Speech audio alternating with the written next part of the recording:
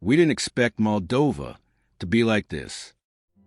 Before we first traveled to Moldova, we were not quite sure what to expect.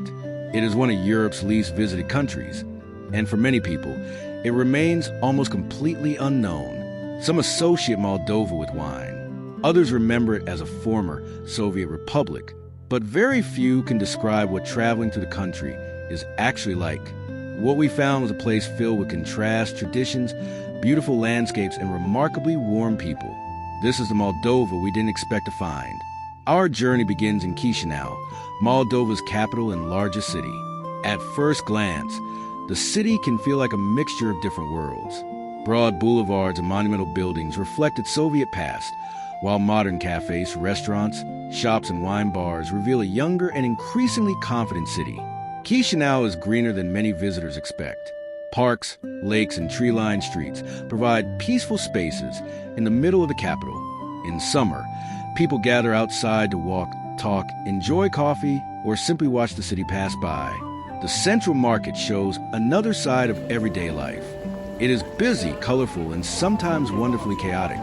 The stalls overflow with fruit, vegetables, flowers, cheese, honey, herbs, and homemade products brought into the city from across the country.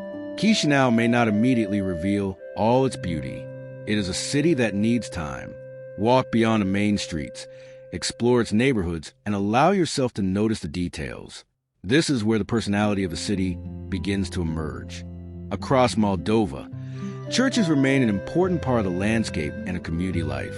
Some stand proudly in the center of towns and villages. Others are hidden behind trees or found at the end of quiet country roads. Their golden domes, painted interiors, and carefully preserved icons tell stories of faith, history, and survival. Many religious buildings were neglected, closed, or given other uses during the Soviet period. Today, churches and monasteries are once again visible throughout the country. But these places are more than tourist attractions. They are living spaces where people come to light candles, remember family members, celebrate important occasions, and find a moment of peace. Even for visitors who are not religious, entering one of these churches can offer a deeper understanding of Moldova's history and cultural identity. Leave Chisinau behind, and the landscape quickly changes. The city gives way to open fields, rolling hills, orchards, vineyards, and small villages. During summer, huge fields of sunflowers bring brilliant color to the countryside. Agriculture is not simply part of Moldova's scenery. It has shaped the country's economy, traditions, and daily life for generations. The fertile soil produces grapes, apples, plums, cherries, walnuts, vegetables, and grain. Along the roads, people sell whatever's in season, often grown in their own gardens or on family farms. In the villages, life moves at a different pace. You may see wells beside the road, horse-drawn carts, geese crossing the street, or people working in their gardens. Some houses are brightly painted and decorated with elaborate gates. Others carry visible traces of time and changing history. There is an honesty to the Moldovan countryside. It does not feel created for visitors. It is simply everyday life continuing as it has for generations. Of course, it is impossible to tell the story of Moldova without talking about wine.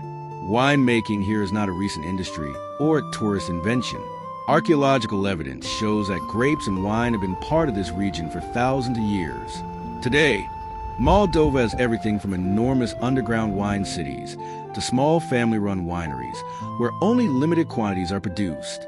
Some estates are grand and elegant, with beautiful gardens, restaurants, and tasting rooms. Others are modest places where the owner or winemaker may personally welcome you and explain the story behind every bottle. Underground galleries stretch for kilometers beneath the earth, holding extraordinary collections of wine. Above ground, a new generation of producers is experimenting with modern techniques while rediscovering traditional grape varieties. Local grapes such as Fideasca alba, Fideasca regala, Fideasca nigra, and Rara nigra give Moldovan wine much of its distinctive character. But visiting a Moldovan winery is about more than tasting what is in the glass. It is about meeting the people who created it, learning about the land, and understanding why wine occupies such an important place in Moldovan culture. Moldova's wine fairs and festivals bring producers and wine lovers together. These events are an opportunity to taste wines from across the country in one place. Famous estates stand beside smaller wineries that visitors may never have encountered before. Winemakers present new vintages, share their knowledge, and proudly introduce wines made from indigenous grapes. But the atmosphere is rarely formal or intimidating. There is music, food, conversation, and laughter. People compare their discoveries, meet old friends, and often make new ones. For visitors, a wine fair provides a fascinating introduction to the diversity of Moldovan wine. For producers, it is a celebration of their work and of a tradition that connects Moldova with the wider world. Back in Chisinau, Moldova's changing wine culture can be experienced in its wine bars. These are places where tradition meets a modern, urban lifestyle.